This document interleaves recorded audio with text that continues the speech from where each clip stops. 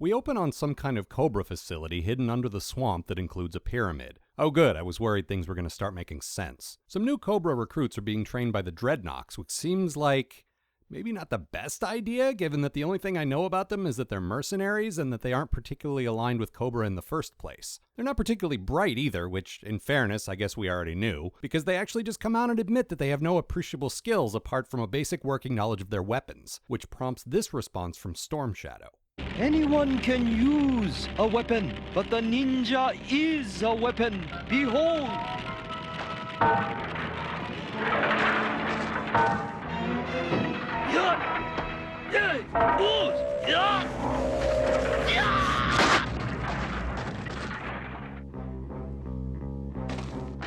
He's not so tough.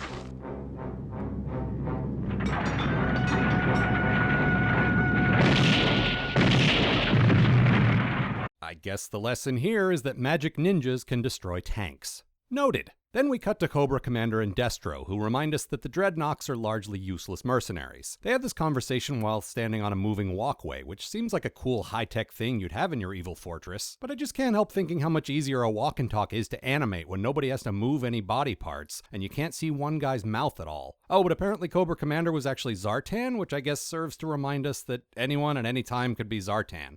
But that can't possibly ever come up again, so I'm not sure why I even mention it.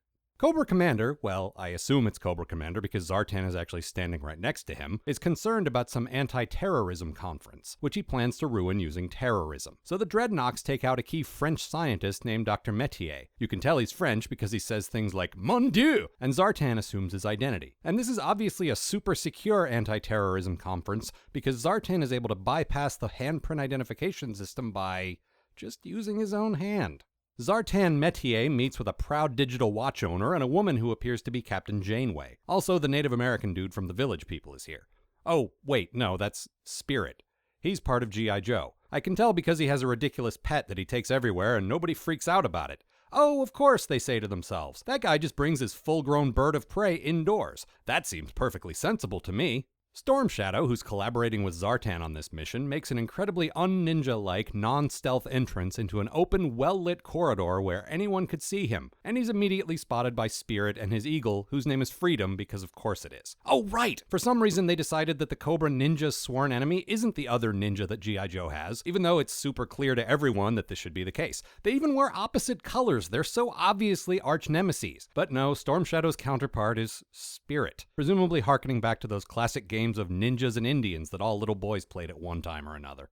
Zartan escapes through a door through which Freedom is unable to follow, which is kind of sad because now we know that birds probably evolved from dinosaurs and doorknobs were no match for velociraptors. Freedom, sensing that Spirit is seriously outclassed in a contest of basic hand-to-hand combat, flies back to G.I. Joe HQ and in true Lassie style manages to alert the others. I would also like to point out that Doc is reading a comic called simply Comics, which features no actual illustration on the cover, because that's the kind of attention to detail we thrive on here at Sunbow. The Joes take off in 5 really expensive aircraft that can't possibly be cheap to fuel either. This, I remind you, on the word of an eagle. Hey man, it's the Reagan years. You gotta spend money to waste money. Our highly elite team bursts in dramatically, then sort of stands around looking befuddled until Freedom practically learns to speak English and says, "There! The French dude is actually Zartan! Christ, do I have to do everything?" The Joes threaten to lock him in a cell on site, and this incredibly skilled terrorist, who, as a master of disguise, is obviously quite practiced at keeping his cool, immediately freaks out and says, "No, not here! It's going to explode from the bomb I planted! Take me to a prison where there isn't a bomb!" You know, Cobra Commander, it's possible that Destro was correct to question the money you throw away on this guy.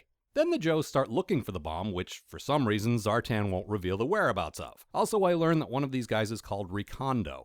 Did I already know that? I feel like I'd remember a terrible commando name like Recondo. Back at Cobra HQ, the Dreadnoks torture Spirit and the real Dr. Metier, ostensibly with laughing gas, but the real torture is their horrible accents. And believe me, I know a thing or two about horrible English accents, I does. Then Storm Shadow shows up, kicks all 3 Dreadnoks in the head, and turns off the torture. Because honor or something? Meanwhile, Zartan tells the Joes where his bomb is, then seems surprised that they find and disable it. He's also outsmarted by Gung Ho's clever scheme using, you guessed it, a digital watch. He does redeem himself a little by using his camouflage power to hide in the corner of his cell, then knocking out Doc by lightly pushing him over.